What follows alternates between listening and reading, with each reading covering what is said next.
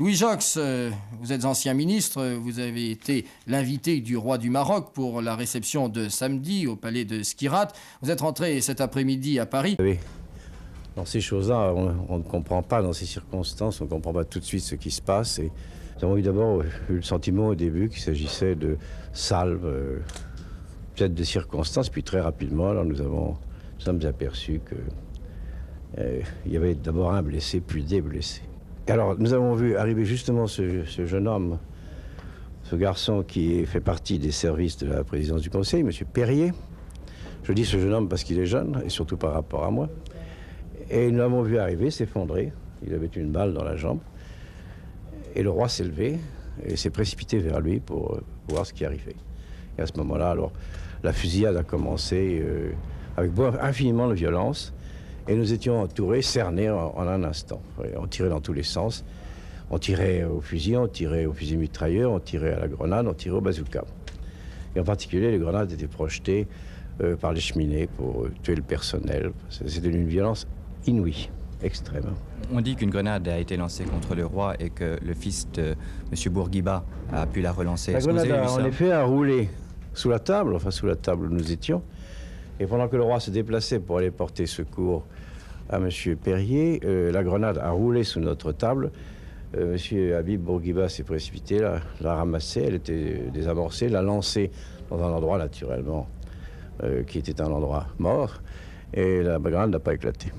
Vous avez pu, Monsieur le Ministre, voir ces événements très rapidement, mais avez-vous pu noter quelle était la réaction du général Oufkir à ce moment-là?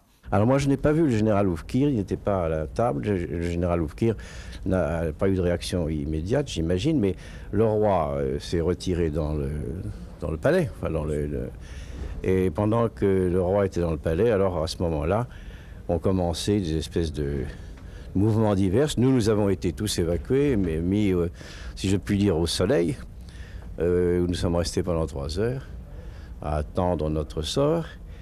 Et il est certain que le flottement a commencé au bout d'un certain temps, en ce sens que l'animateur du complot a été tué, par hasard d'ailleurs, et à l'extérieur, les troupes qui étaient là et qui étaient véritablement très impressionnantes. On dit que les soldats étaient drogués, est-ce que c'est vrai? C'est une impression que nous avons eue, ça je dois le dire. Mais pensez-vous qu'ils étaient mutins malgré eux, comme on l'a dit? Certains étaient mutins malgré eux, pas tous. Mais à quel moment vous avez pensé que le roi avait la situation en main?